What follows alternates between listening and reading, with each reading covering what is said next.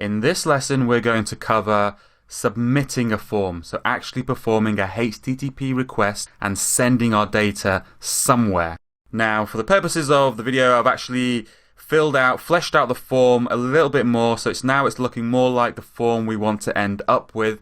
We've got name, email, username, age, we have a sex and a password. So just to have a look at the HTML, so I've just copied and pasted. They're just standard HTML input elements. I've attached ng models to them appropriately. The interesting one here is that I've added a select box. And yes, with a select box, you can still use ng model. Everything else is exactly the same. So how do we actually send a HTTP request in Angular?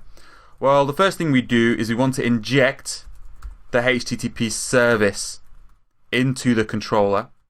So all we have to do, and all you need to know at this point, is just need to add $HTTP to the function parameters for your controller. And then in our onSubmit function, we just type http.post, and then it's whatever API endpoint that you want to send the data to. For the purposes of this training video, I've created an API endpoint which you are free to use. And then it's the actual data that we want to send, so form model. And then it's a success handler. Let me put that underneath. That's function data.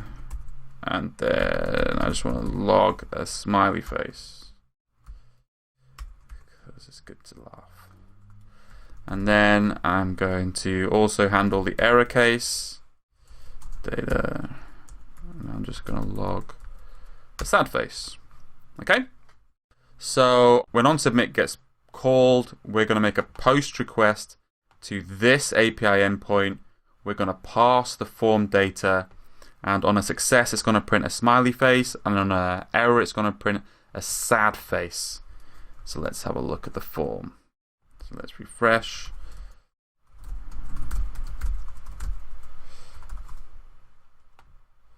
Mail, ASIM. Our data looks good. We hit register, and there we go. There's our smiley face.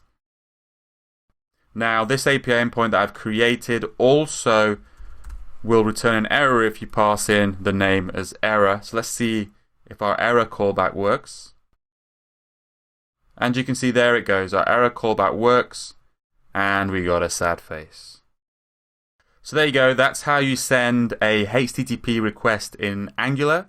In the next lesson, we're going to be covering form validation, because right now we are not doing any of it. I can set whatever data I want here, hit register, and it's still going to send it to the server, and it's not going to give the end user any nice validation error messages.